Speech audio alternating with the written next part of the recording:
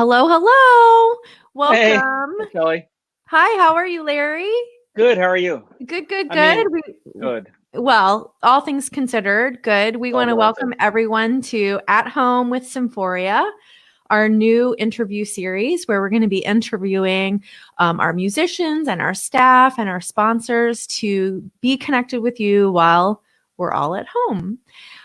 So we're going to have just some fun questions. And if you have any questions while you're listening, feel free to post a comment. And even if you're watching this not live, you can still post your comments or your questions and we'll get back to you and make sure those get answered. Yeah, So, are you ready? I'm ready. We've got some hard-hitting questions this afternoon here on a Monday. Number 1, what are you practicing or studying right now since our concerts are currently on hold? Well, I mean, right up until the point when concerts went on hold, I had been studying for Symphoria, the concert that was supposed to happen this weekend, the Vaughan Williams Dona Nobis Pacem. It's a piece I had never conducted before.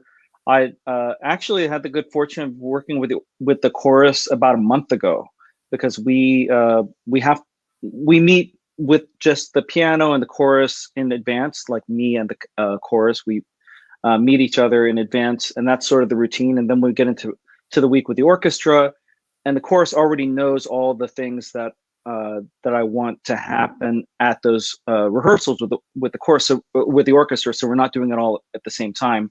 And so I did get to work with them, and it was so great. They were already singing the piece so well. They knew it really well, and it was one of those pieces that I think the chorus hadn't done in a long time, if ever. So it was monumental, the fact that we were doing this piece. I hope that we can reschedule at some point soon. And so, that was the piece that was most on my desk. And right now I look forward to the pieces that we have coming up, and like pieces like our season finale. If that happens, Copland's Third is one of the greatest American symphonies. That's a giant score here, right here behind me. I'll grab it. So this is my library, by the way, and you can't really see it all, but it's actually alphabetized. And then I have right, and then I have other amazing things here. You could see there's a Baby Yoda right there in the top Uh-huh. All of the right of the important screen, things. right, and then I think there's a TIE fighter down there over my printer. But anyway, this is the Copland Third. I conducted this once before with the West Virginia Symphony, and it is a magnificent piece. I use Post-it notes, and so this is something I look forward to in the future. And anyway, I mean, there's always something to study, and having this time off it's very debilitating on one hand because you feel like there's just so much I could do with all this time, and on the other hand, I'm getting a lot of mundane things done as well. I put together a trampoline for my daughter yesterday that we take down for the winter, and then we put up in the spring, and then it snowed. Of course. So yeah. It's your Anyway, fault. It's your yeah, fault it it's my snowed. fault. Thanks I a jinxed lot. it. Yep. Yeah, thanks a lot. Well, okay. This is really probably the most important question. Mhm. How many rolls of toilet paper do you have in your house? Okay. Well, every time I go to the grocery, ever since everyone started talking about toilet paper, which basically made it, just made people just stock up on it. I never see it on any shelves ever. So we had already had, we had a decent supply of toilet paper in the house. But last week when I went to Wegmans, they just put out a couple in on these carts, and there were two types that they had, and you could only buy two of them. So I bought two of these packs. So we had 12 X ones, and I was I was frozen just staring at these two piles because they had one was the regular two ply that had 400 sheets, and the other was the three ply 250 sheets. And I was just kind of standing there looking at the two, just trying to decide which one to get. And I ended up getting the 2-ply. And Mhm. I feel pretty good about that decision. So we're okay for now. And if anyone needs any, we have some.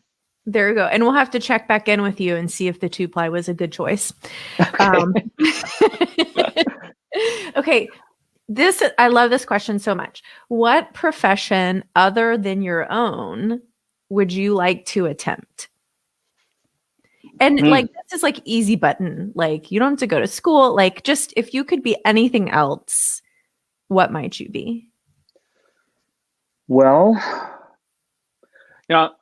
So in the past, because I've been asked that question before, and I've always felt like I'm just wired for this one thing. There's music and conducting has just kind of been this amazing career that checks all these boxes as far as the way that I am as a person and the things that are natural with my upbringing, growing up in a musical household and all that stuff. But when I was finishing high school, I thought that I was going to be a doctor. And my father was a physician for his profession, his father as well, and all my uncles and aunts, so many of them actually physicians. So I was thinking about that recently because of the incredible need and the front lines of what's happening right now. So many of them are the physicians, or the nurses, people on the front lines dealing with this crisis. And I don't think that I'd be as good as any of them, but that's certainly something that's crossed my mind. Of course, I'd have to go to school for it. I mean, finish all that. But that's something I've been thinking about recently, and I have a lot of appreciation for those people. I have so many friends and family who are on those lines. And we should give them a big round of applause. Yeah, 100%. The closest that I feel to that right now is every time I wash my hands, I imagine like I'm going into surgery, like in Grey's Anatomy when you see them doing that. So that's my little daydream of being a doctor.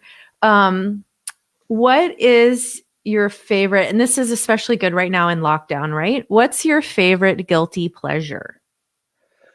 Well, every morning I drink coffee, and I don't think that's anything that's that's a rare weird thing. Everyone has their morning routine. For me, I drink 2 cappuccinos, and I have changed the way that I make them. I used to make them all by hand, and then I use an espresso machine and recycle the aluminum pods right now. But I also love making them by hand, and that's something that's, I don't know if it's a guilty pleasure. I don't feel any guilt about it. I love doing that. I probably drink more than I need to drink as far as whatever my caffeine addiction is.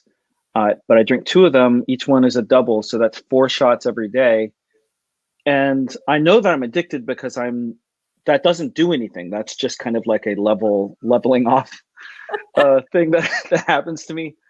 But I just find it to be this time that I have to myself in the morning.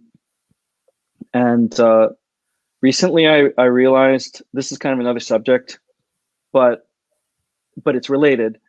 I always thought of myself as a person who's really on that line of extrovert to introvert. And the older I get, the more I feel like I'm an introvert. And the more I really appreciate those moments, like at the breakfast table by myself, just drinking a cup of coffee, reading the news or whatever, and find that to be recharging. And so that's probably what I am. Yeah, probably so. Probably so. Okay, last question until our lightning round. What piece are you most looking forward to next season, for the next Symphoria season? What are you most looking forward to? Well, there's so many great things that we're doing next season. I would say, do I have to narrow it down? I don't know. If you want to give us your top 3, you can. Okay. So I'm just thinking about, what we do as performers, orchestral performers, is we put lots of people on the stage. in close proximity where we can hear each other breathe, and we are breathing and moving with each other, and there are vibrations all over the stage. And it's been so long. I feel like it's been a really long time since I felt that feeling. Mm-hmm. And so I think about some of the massive things that we'll be doing as far as number of people.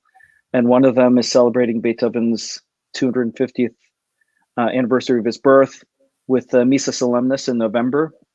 So that requires soloists and the full orchestra and the chorus, and just having that, looking forward to seeing all those people on the stage, and in the audience, and everyone just being surrounded by these vibrations it's like this hopeful goal for me. I just feel I really look forward to that. I'm going to just keep it on the Missa Solemnis. I think Mm-hmm. that piece in November, as far as something I'm really looking forward to, I want us to gather together and experience that as one, and that's going to be amazing. Mm-hmm. And I think too, it's going to mean so much more now that we've seen what it's like to go without.